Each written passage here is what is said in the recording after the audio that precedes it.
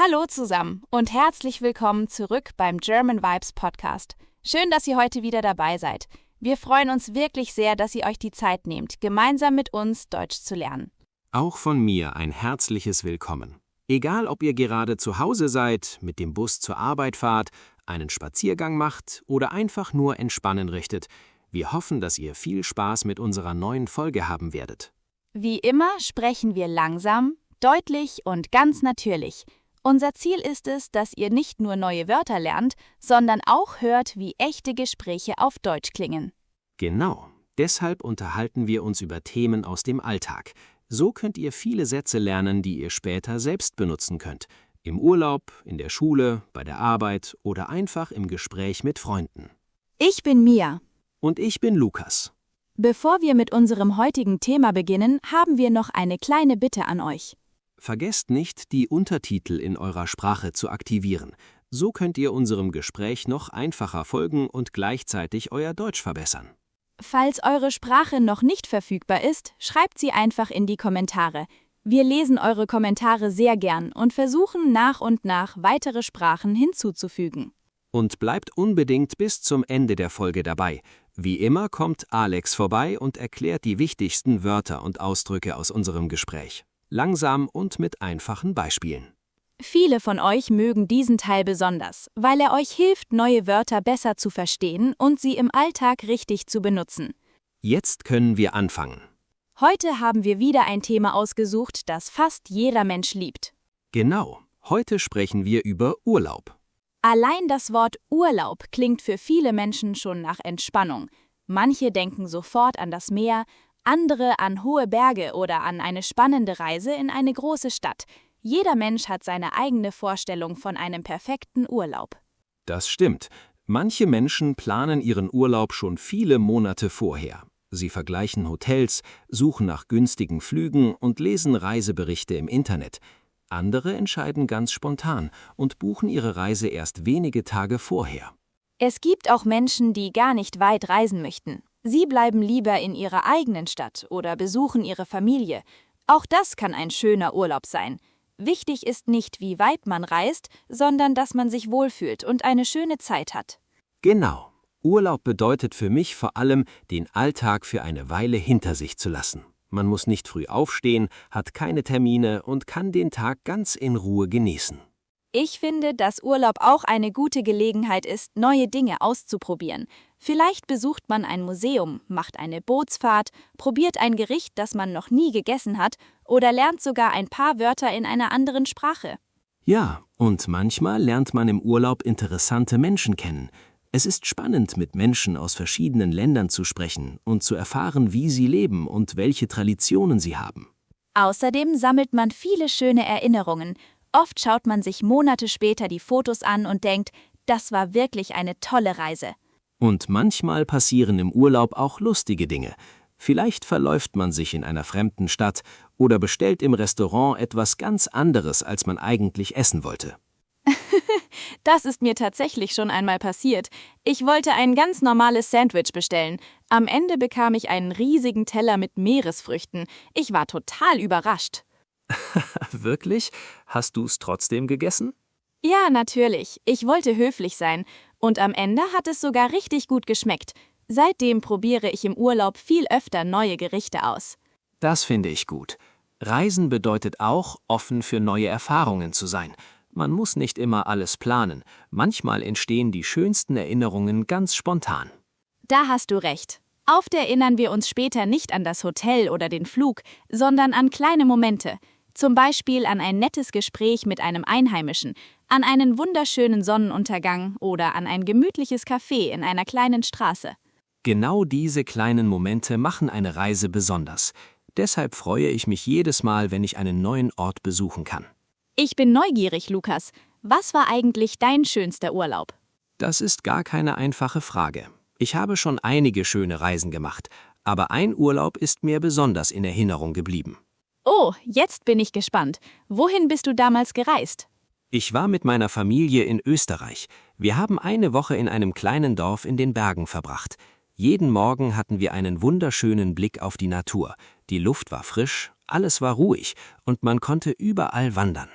Das klingt wirklich traumhaft. Ich kann gut verstehen, warum dir dieser Urlaub so gut gefallen hat. Ja, jeden Tag haben wir etwas anderes gemacht. Wir sind gewandert, haben kleine Seen besucht, in traditionellen Restaurants gegessen und viele Fotos gemacht. Abends saßen wir oft auf der Terrasse und haben einfach den Sonnenuntergang genossen. Das hört sich nach einem perfekten Urlaub an. Ich finde es schön, wenn man nach einer Reise nicht nur viele Fotos, sondern auch viele Erinnerungen mit nach Hause bringt. Ganz genau. Und ich hoffe, dass wir heute noch über viele weitere Reiseerlebnisse sprechen werden. Darauf freue ich mich auch. Ich habe nämlich eigentlich einige Geschichten über meinen Urlaub zu erzählen und ich glaube, dass einige davon bestimmt zum Lachen bringen werden. Jetzt bin ich aber neugierig, Lukas. Du hast gerade erzählt, dass dein Urlaub in Österreich einer deiner schönsten war. Gab es dort einen Moment, an den du heute noch oft denkst? Ja, sogar mehrere. Aber einer ist mir besonders im Gedächtnis geblieben. Eines Morgens sind wir sehr früh aufgestanden, noch bevor die Sonne ganz aufgegangen war. Draußen war alles ruhig, die Luft war frisch und man konnte nur die Vögel hören. Wir sind langsam einen Berg hinaufgewandert und als wir oben angekommen sind, ging gerade die Sonne auf. Dieser Ausblick war unglaublich. Ich glaube, ich habe noch nie so viele Fotos an einem einzigen Morgen gemacht. Das klingt wirklich wunderschön. Ich mag solche Momente auch sehr. Man merkt dann, dass man gar nicht viel braucht, um glücklich zu sein. Manchmal reicht einfach ein schöner Ort, frische Luft und ein bisschen Ruhe. Ganz genau. Im Alltag ist alles oft hektisch. Man schaut ständig auf das Handy, beantwortet Nachrichten oder denkt an die Arbeit. Im Urlaub versuche ich, das Handy so oft wie möglich wegzulegen und den Moment einfach zu genießen. Das ist eine gute Idee. Viele Menschen fahren in den Urlaub, aber sie verbringen trotzdem den ganzen Tag mit ihrem Smartphone. Sie machen hunderte Fotos, aber sie vergessen manchmal, den Augenblick wirklich zu erleben.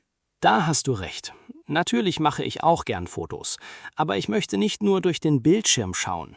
Ich möchte die Landschaft sehen, die Geräusche hören und die Atmosphäre spüren. Ich erinnere mich an einen Urlaub am Meer. Dort habe ich fast jeden Abend den Sonnenuntergang angeschaut. Das Lustige war, dass jeden Abend dieselben Menschen am Strand saßen. Keiner hat laut gesprochen. Alle haben einfach nur auf das Meer geschaut. Das war ein ganz besonderer Moment. Das kann ich gut verstehen. Sonnenuntergänge haben irgendwie etwas Magisches. Egal wie oft man sie sieht, sie sind immer wieder schön. Ja, und ich finde, dass man im Urlaub auch viel über sich selbst lernen kann. Wenn man an einem neuen Ort ist, muss man oft Entscheidungen treffen, neue Wege finden oder mit unbekannten Situationen umgehen. Das stimmt. Reisen macht selbstständiger. Man lernt, Probleme ruhig zu lösen. Vielleicht fährt plötzlich der Bus nicht oder man findet das Hotel nicht sofort. Früher hätte mich das gestresst. Heute bleibe ich ruhig und denke, irgendwie finde ich schon eine Lösung. Ist dir das wirklich schon einmal passiert? Oh ja, einmal war ich in einer fremden Stadt und dachte, ich kenne den Weg zum Hotel. Ich war mir 100% sicher. Nach ungefähr 40 Minuten habe ich gemerkt, dass ich komplett in die falsche Richtung gelaufen bin. Das kenne ich. Und was hast du dann gemacht? Zuerst musste ich über mich selbst lachen. Danach habe ich eine ältere Dame gefragt, ob sie mir helfen kann. Sie war unglaublich freundlich und hat mir nicht nur den Weg erklärt, sondern mich sogar ein Stück begleitet. Das ist wirklich nett. Solche Begegnungen machen eine Reise oft noch schöner. Absolut. Ich erinnere mich manchmal mehr an die Menschen als an die Sehenswürdigkeiten. Mir geht es genauso. Ein freundliches Gespräch bleibt oft länger im Gedächtnis als ein berühmtes Gebäude. Sag mal, Mia, bereitest du deinen Urlaub eigentlich lange vorher vor oder bist du eher spontan? Ich plane schon ein bisschen. Ich informiere mich über das Land, lese etwas über die Kultur und suche interessante Orte heraus. Aber ich plane nicht jede Stunde. Ich möchte auch Zeit haben, etwas zufällig zu entdecken. Das finde ich gut. Manche Menschen haben für jeden Tag einen genauen Plan. Um 8 Uhr Frühstück, um 9 Uhr Museum, um 11 Uhr einkaufen und am Nachmittag noch 3 weitere Sehenswürdigkeiten. Ja, und am Ende brauchen Sie nach dem Urlaub noch einmal Urlaub. Genau, das habe ich auch schon erlebt. Man möchte in wenigen Tagen alles sehen und merkt am Ende, dass man völlig erschöpft ist. Deshalb versuche ich heute langsamer zu reisen. Lieber sehe ich weniger Orte, nehme mir aber mehr Zeit. Dann kann ich die Atmosphäre besser genießen. Das gefällt mir. Ich sitze im Urlaub auch gern in einem kleinen Café, trinke einen Kaffee und beobachte einfach die Menschen. So bekommt man ein Gefühl dafür, wie das Leben dort aussieht. Ja, und oft entdeckt man dabei kleine Dinge, die in keinem Reiseführer stehen. Vielleicht spielt ein Straßenmusiker, Kinder lachen auf einem Platz oder man riecht frisches Brot aus einer Bäckerei. Genau diese Momente machen eine Reise einzigartig. Jetzt habe ich richtig Lust bekommen, meinen Koffer zu packen. Ich auch. Aber vorher sprechen wir natürlich noch weiter über das Thema Urlaub. Ich habe nämlich noch eine Geschichte, die ziemlich lustig war und bei der ich mich ein bisschen blamiert habe. Oh, jetzt bin ich wirklich gespannt. Ich glaube, diese Geschichte möchte ich unbedingt hören.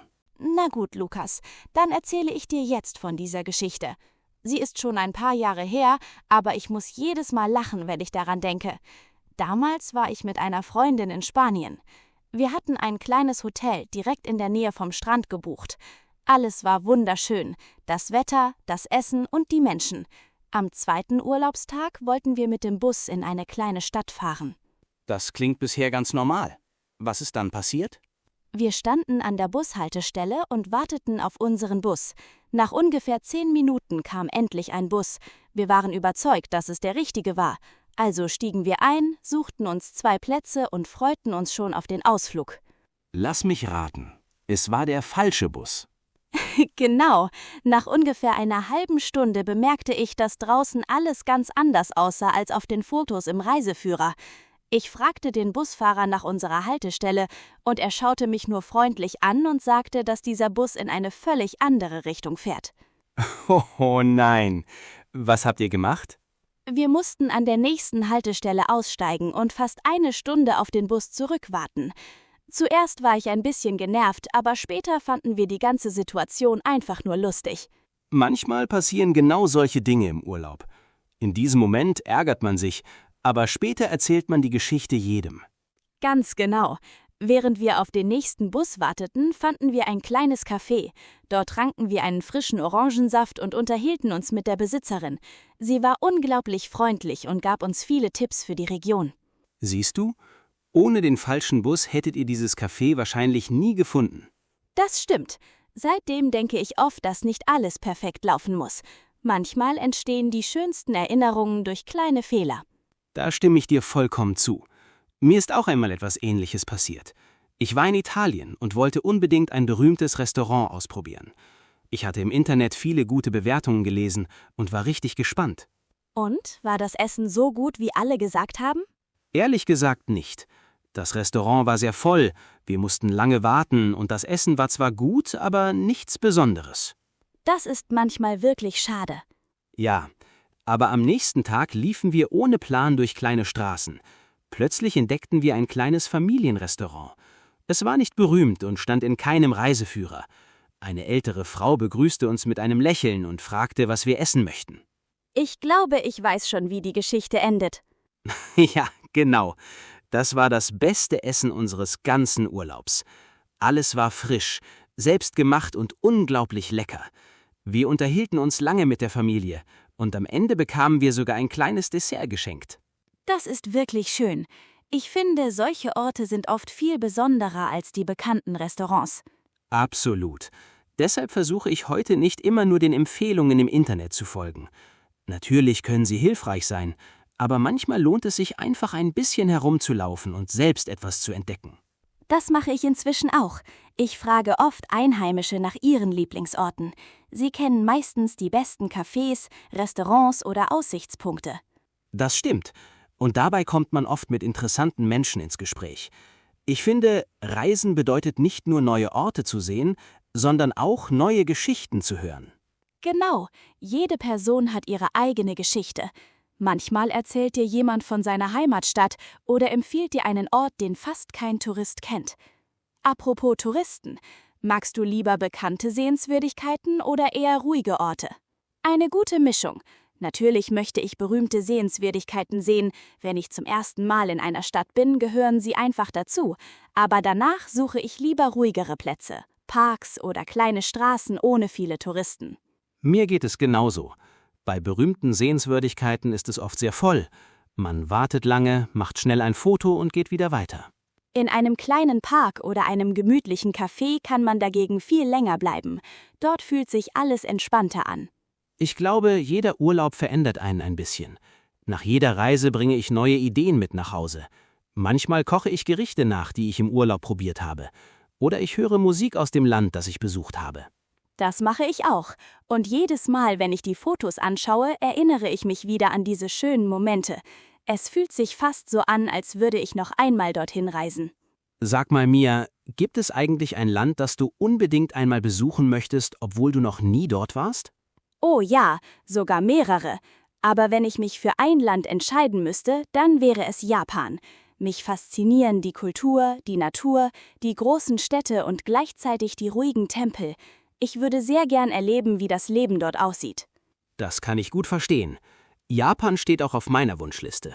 Ich glaube, dort gibt es unglaublich viel zu entdecken. Vielleicht schaffen wir es ja eines Tages.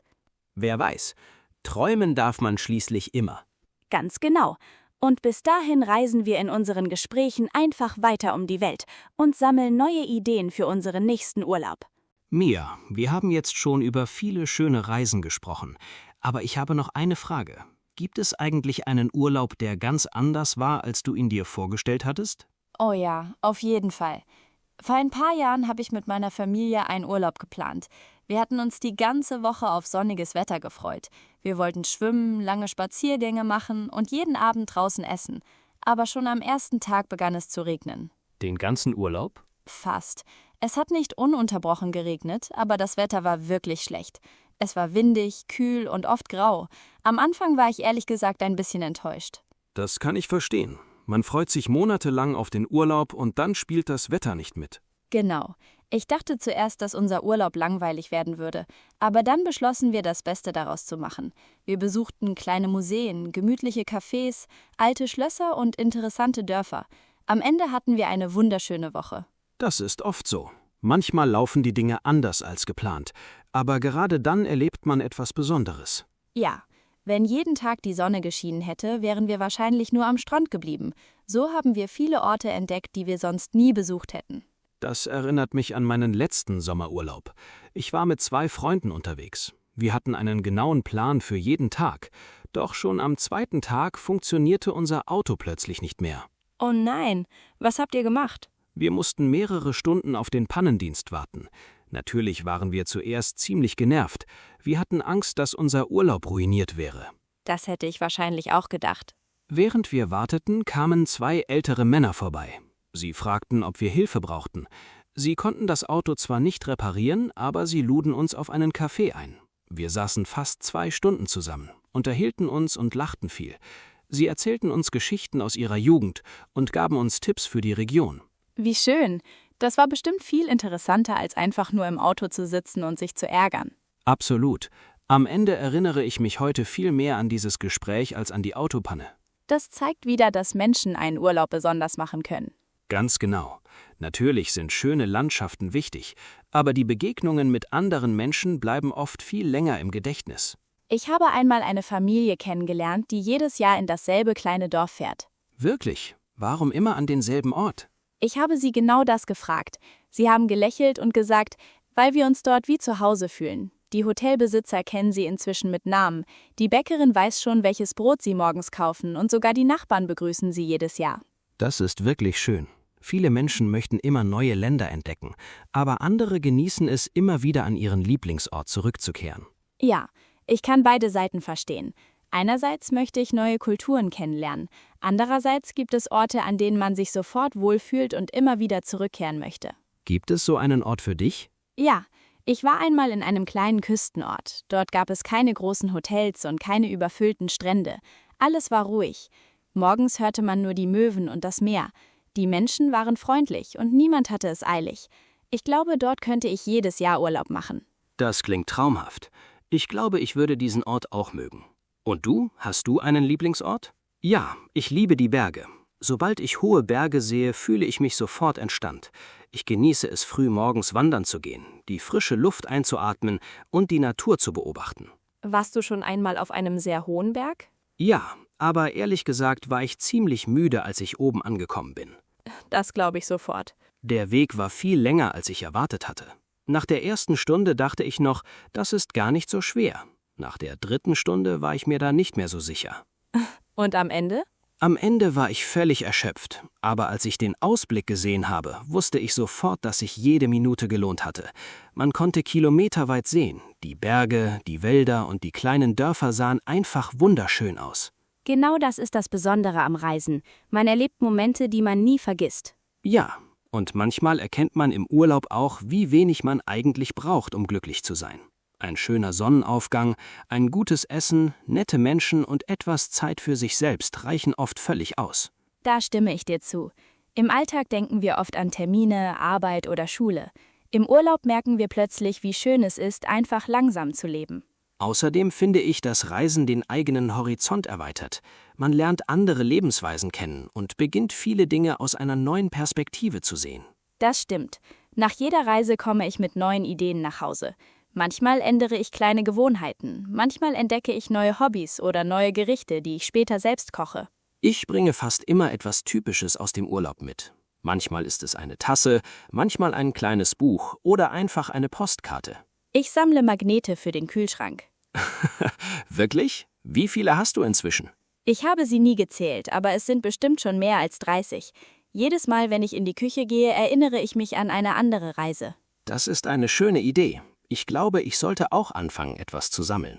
Dann wirst du später nicht nur Fotos haben, sondern auch kleine Erinnerungen aus verschiedenen Ländern. Genau. Und wenn ich irgendwann alt bin, schaue ich sie mir an und denke an all die schönen Reisen zurück. Ich finde, genau das macht Urlaub so besonders. Es geht nicht nur darum, neue Orte zu sehen. Es geht darum, Erinnerungen zu schaffen, Erfahrungen zu sammeln und Momente zu erleben, die man ein Leben lang nicht vergisst. Lukas, ich muss sagen, unser heutiges Thema gefällt mir wirklich sehr. Während wir gesprochen haben, musste ich an viele schöne Reisen und besondere Momente denken. Ich glaube, dass jeder Urlaub auf seine eigene Art etwas Besonderes ist. Da stimme ich dir vollkommen zu. Es spielt keine Rolle, ob man weit reist oder in der Nähe bleibt.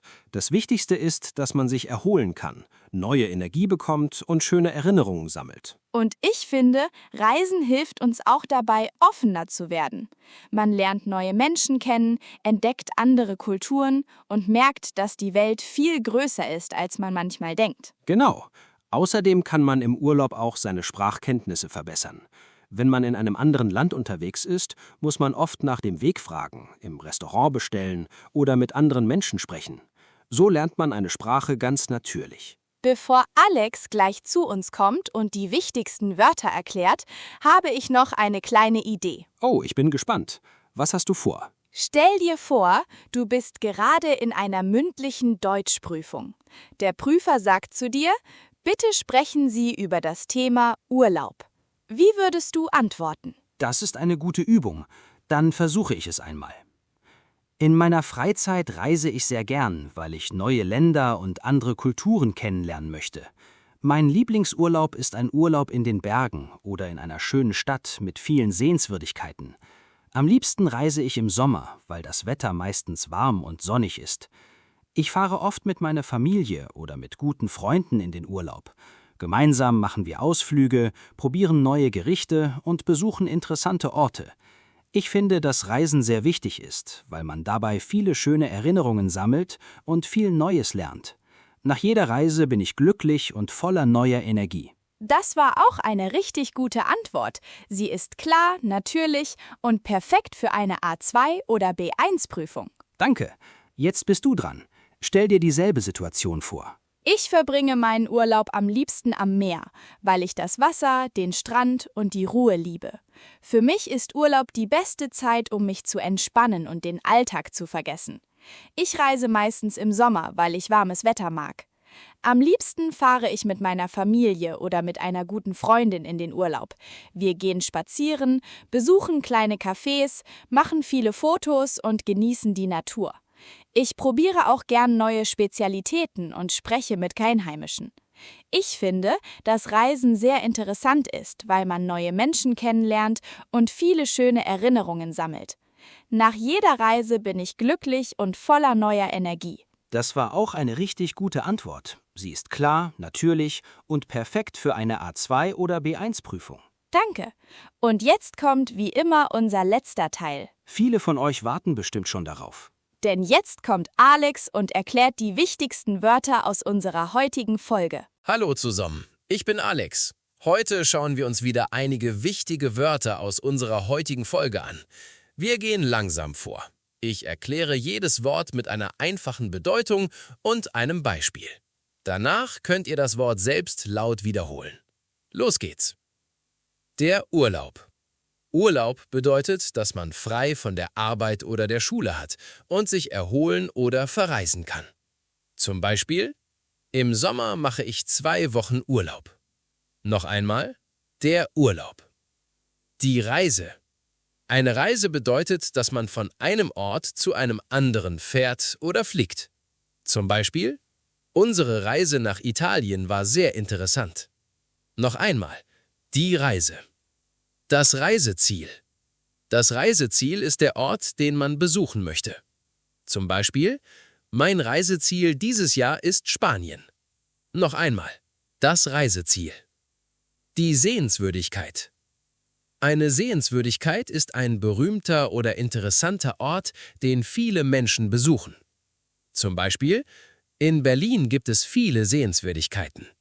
Noch einmal: die Sehenswürdigkeit. Die Landschaft.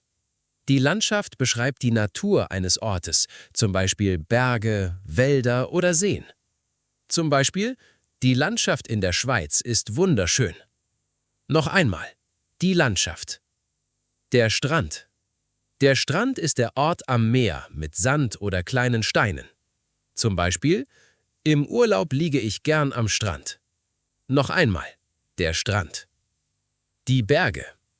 Berge sind sehr hohe Erhebungen in der Natur. Zum Beispiel: Im Winter fahren viele Menschen in die Berge. Noch einmal: die Berge. Das Hotel. Ein Hotel ist ein Ort, an dem man während einer Reise übernachten kann. Das kann ein Hotel, eine Ferienwohnung oder eine Pension sein. Zum Beispiel: Unser Hotel war direkt am Meer. Noch einmal: das Hotel. Die Kultur. Kultur bedeutet die Sprache, das Essen, die Traditionen und die Lebensweise eines Landes. Zum Beispiel: Ich möchte die Kultur Japans kennenlernen. Noch einmal: die Kultur. Die Erinnerung. Eine Erinnerung ist etwas Schönes oder Besonderes, woran man später denkt. Zum Beispiel: Ich habe viele schöne Erinnerungen an meinen Urlaub. Noch einmal: die Erinnerung. Die Erfahrung. Eine Erfahrung ist etwas, das man erlebt und daraus etwas lernt. Zum Beispiel: Jede Reise ist eine neue Erfahrung. Noch einmal: die Erfahrung. Sich entspannen. Sich entspannen bedeutet, ruhig zu werden und den Stress zu vergessen. Zum Beispiel: Am Strand kann ich mich gut entspannen. Noch einmal: sich entspannen. Entdecken. Entdecken bedeutet, etwas Neues zu sehen oder kennenzulernen. Zum Beispiel: Ich möchte im Urlaub neue Orte entdecken. Noch einmal: entdecken. Der Sonnenuntergang. Der Sonnenuntergang ist der Moment am Abend, wenn die Sonne langsam verschwindet. Zum Beispiel: Wir haben den Sonnenuntergang am Meer gesehen. Noch einmal: der Sonnenuntergang. Die Unterkunft. Eine Unterkunft ist der Ort, an dem man während einer Reise wohnt oder schläft. Das kann ein Hotel, eine Ferienwohnung oder eine Pension sein. Zum Beispiel: Unsere Unterkunft war klein, aber sehr gemütlich. Noch einmal: die Unterkunft. Das waren unsere 15 Wörter aus der heutigen Folge. Versucht jetzt, mit jedem Wort euren eigenen Satz zu bilden. So könnt ihr euch die Wörter viel leichter merken und sie später beim Sprechen benutzen.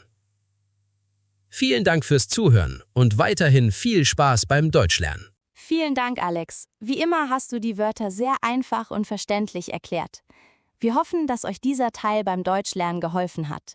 Ja, vielen Dank, Alex. Und natürlich hoffen wir, dass euch unsere heutige Folge über das Thema Urlaub gefallen hat und dass ihr viele neue Wörter und nützliche Sätze gelernt habt. Vergesst nicht, uns in den Kommentaren zu schreiben, wie sieht euer Traumurlaub aus? Wohin möchtet ihr unbedingt einmal reisen? Wir lesen eure Kommentare immer sehr gern. Wenn euch diese Folge gefallen hat, könnt ihr unseren Kanal unterstützen, indem ihr einen Like dalasst, den Kanal abonniert und die Glocke aktiviert. So verpasst ihr keine neue Folge vom German Vibes Podcast. Vielen Dank, dass ihr heute wieder mit uns Deutsch gelernt habt. Es hat uns wie immer sehr viel Spaß gemacht. Passt gut auf euch auf, bleibt gesund und habt eine wunderschöne Woche. Bis zum nächsten Mal. Tschüss und macht's gut.